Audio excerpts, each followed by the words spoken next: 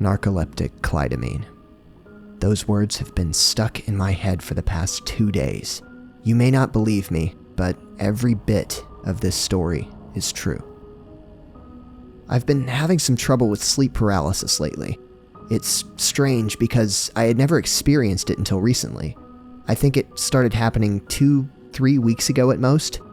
Honestly, it's really no different than what you've probably heard it described as before, but I can give a quick rundown for those unfamiliar. It is a state of paralysis that occurs during the transition between sleep and wakefulness, leaving the individual completely immobile and unable to move or speak. The individual is fully aware of their surroundings, yet unable to react or escape from the nightmarish visions that haunt them. As it turns out, my first experience was actually nothing too special. As I recall, I simply woke up in bed, maybe around 7 a.m. or so, and could not move. I could only lay there and contemplate what was happening. My thoughts would soon be interrupted by my roommate, Josai, entering the room to check on me. "Hey man, are you alright? I heard you talking in here," he said in a somewhat monotone voice, not out of the ordinary for him given his personality. I tried to call out to him in answer, to let him know that I couldn't move, but I could not.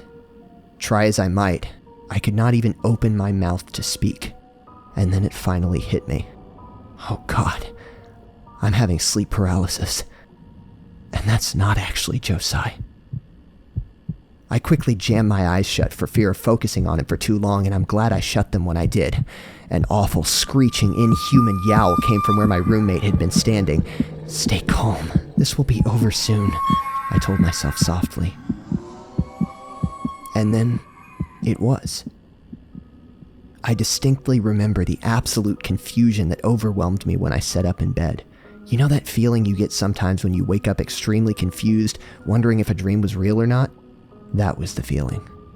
I slowly lifted my covers off of me and shuffled out of my room and down the hall of our house. I called his name. "Josai," I started. No response.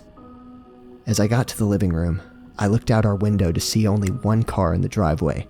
My car. No Josai. No other roommates. I was alone in the house. Then, and only then, did I fully come to terms with what I saw being a hallucination. That's how real it felt. I had never hallucinated before, so all I had to compare it to was real life, and that line gets extremely blurry. To my dismay, that was not my last experience with sleep paralysis. Only a couple of days ago did this happen again, and the similarity between these two disjoint events is what's most bizarre to me. This time, upon waking up, Josai was sitting in my chair by my computer that I have near my bed. He turned towards me again and spoke. "Hey Levi," he asked, "did you ever watch an episode of SpongeBob called Narcoleptic Clydomine?" "No," I thought to myself, that's a really weird name. There's no way that actually exists.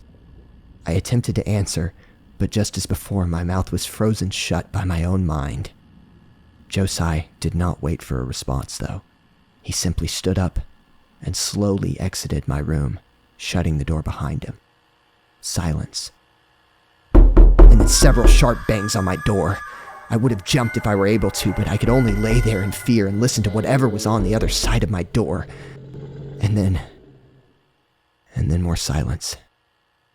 At some point, I returned to waking life and came out of the paralysis trance.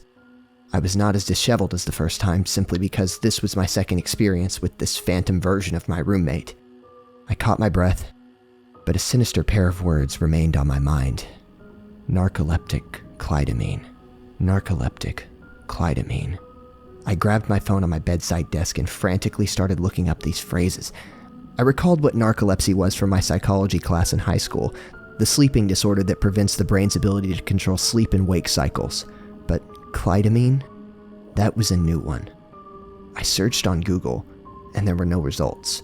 Nothing. A dead end.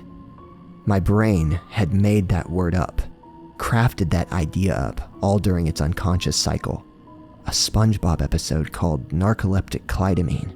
What the hell would that even be about? And that's what scares me. No unsettling image, no tale of a lost episode, no horror stories of a one-time airing. merely the brain's ability to frighten its host with those we call friends in real life. Sometimes the idea of something sinister is far more frightening than the thing itself. I have not seen Josai through sleep paralysis since then, but if history repeats itself, I expect to see him again very soon. But I doubt he'll ever tell me anything more about narcoleptic Clydomine.